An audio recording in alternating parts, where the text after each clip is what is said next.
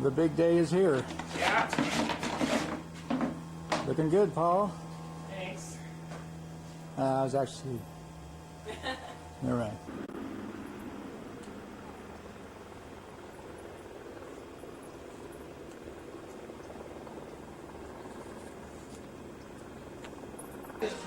Uh-oh, now we're getting like guilty. Oh, yeah. Have to tweak it out some. But Tim does things to plywood no one's ever done before. Hi, Barbara. Ready to go. Okay, we're ready. I'm running.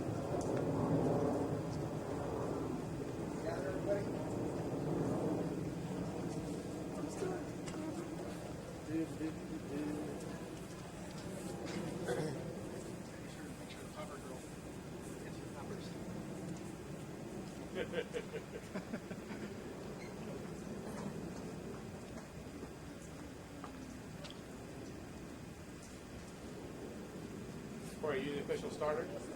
Yep. He's the engineer.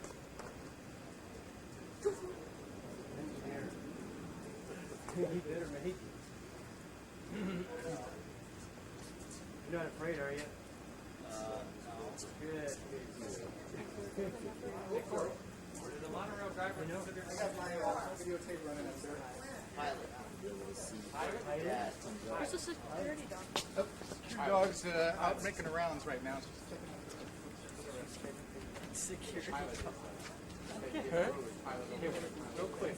Yeah. It worked. It goes what? Well, and here. A. Yeah, and then if it goes, dies on you, go back off and then back to Okay. All right.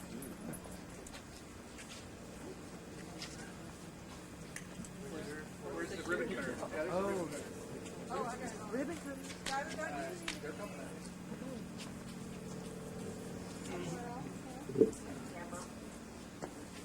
Welcome to Niles, California.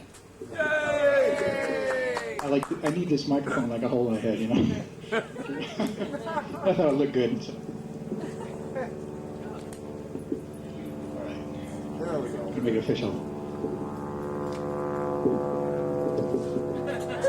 That's planned, by the way. We arranged for that. As some of you may know, Niles is well known for its railroad history. This was the end of the line for the Transcontinental Railroad, and we thought we'd add a little monorail or a little rail history to the town of Niles today. And what started many years ago is an interest in monorails, on my part, that is.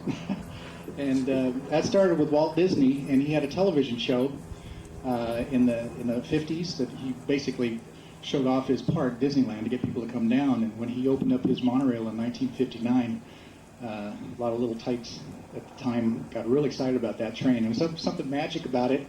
Had fins on it and a bubble for the driver, and it just captured my imagination when I saw it. I didn't understand how that big train could hang on to a little narrow track, but I actually know how that works now. A few years ago, Paul and I, who's our photographer for the day, one of our photographers, actually got to meet the designer, Bob Gurr, in Disneyland, that actually designed all the Disney monorails. That was kind of a thrill.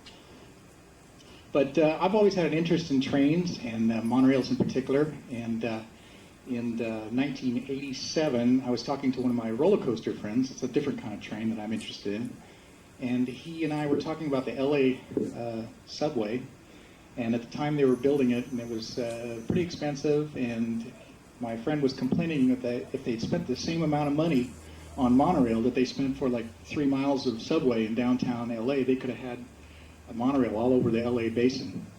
And that really struck me, that one line. I thought, whatever happened to the monorails? I remember Walt getting on TV and saying, well, these could go out to airports, they can go down freeways, and I wondered whatever happened to that. I was looking forward to that future when I was a kid.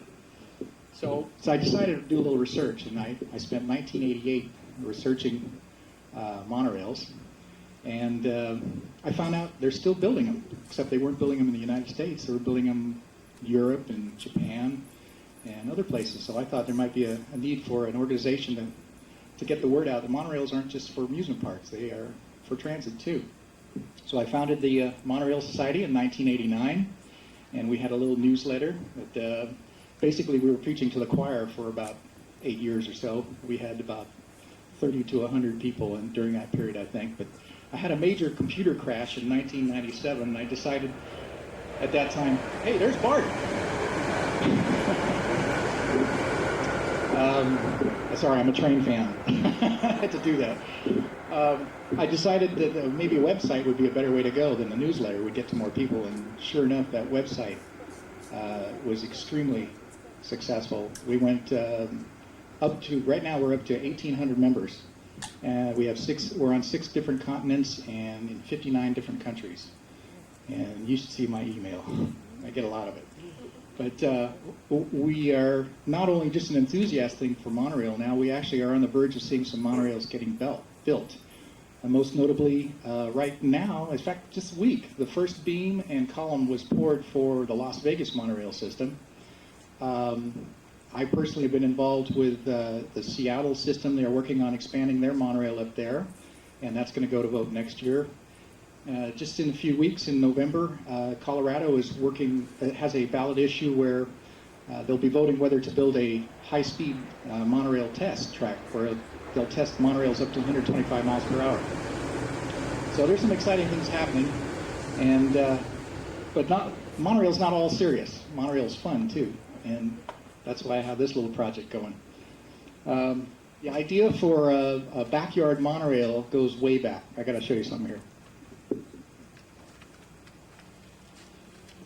There's a little drawing I made in February of 1969. So I've had the idea for quite a while. I wanted to build it in my dad's backyard in Bakersfield, but he wouldn't give me a building permit.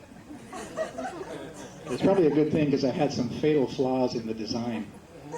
So I had to wait till I got my own property to do it. And you might ask, why a monorail in the backyard? Well, the thing is, if I built a trolley light rail like San Jose or San Francisco, we'd have to take a lot of these trees out. That fence over there wouldn't go. This fence would have to go. And the diving board would have to go. We'd basically rip up the whole yard to get a light rail in here. And we might hit somebody in the process. So I thought monorail would be a better idea. Yeah, that was a little bit of a dig there. The Niles monorail is made up of 4x8 beams, custom ordered laminated beams for the straight sections, homemade beams for the curves. These are laminated ply, about 9 or 10 layers, and then 3/4 inch up on top for all you tech new people. The guideway took most of the time to build this thing. It's been about 5 years. So my poor neighbors, Bill and Laura, had to listen to saws for all that time. I think I'm done now. The total, let's see, the entire track length is 299 feet and 9 inches. And total cost, don't listen to $4,070.07. And that works out to be about $13.57 per foot. So, if you want 1 mile of this type of monorail, it'll cost you $71,649.60, which is actually kind of a bargain by today's transit standards. I'd like to thank Keith Walls, the Vice President of the Monorail Society. He's not with us today. He lives in Florida. He'd like to be here with us, but he helped out to get some of the crucial electronics. I don't know anything about electronics, and I had to set some stuff up in here that I had no idea how it works. So anyway, thanks to Keith for helping out with that. And a special thanks to Paul Newitt, the cameraman right there. He really helped out with a lot on this system. He designed the control panel and did all the electronic wiring and a great deal of labor. So I want to thank Paul. He's an idea man. We're not done with this thing, are we? No. You know, we got ideas about maybe scale monorails with remote controlled that look like the big guys, and so G.I. Joe and Barbie and Ken can ride too. So, thanks to Erica Stevens for providing the motor which propels our vehicle. I've been married to her daughter for 20 years now, and I don't know that Erica has me figured out yet. Never will.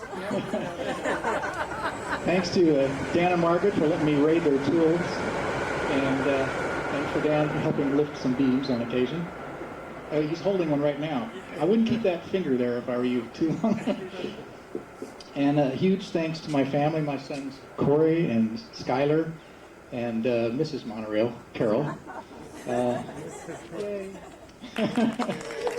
For some reason, Carol didn't want a monorail in the backyard, but I didn't want a dog either, so we kind of worked out a deal. The dog was less expensive. More trouble, though. So thanks to Christy for providing security here. And I think it's time for us to reveal the train.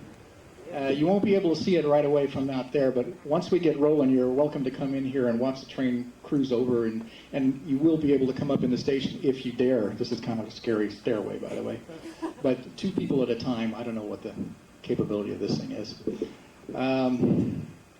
As I said, the motor was donated by Erica Stevens. It belonged to a scooter that Rob Stevens had in his little scooter. And he was a great guy, and I want to dedicate the train to him, so it's in honor of him. It's the Rob L. Stevens train. So let's take a look at it.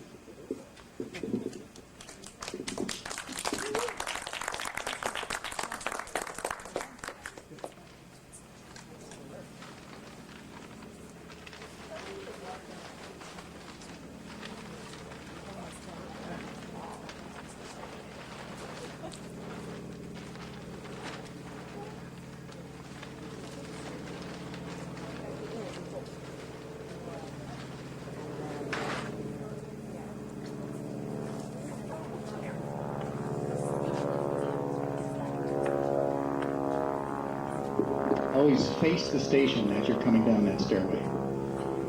Found out the hard way on that.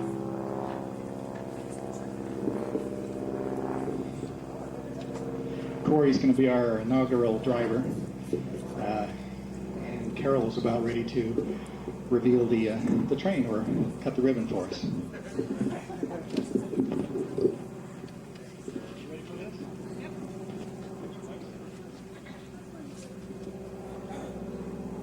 I hereby the Niles Monorail open.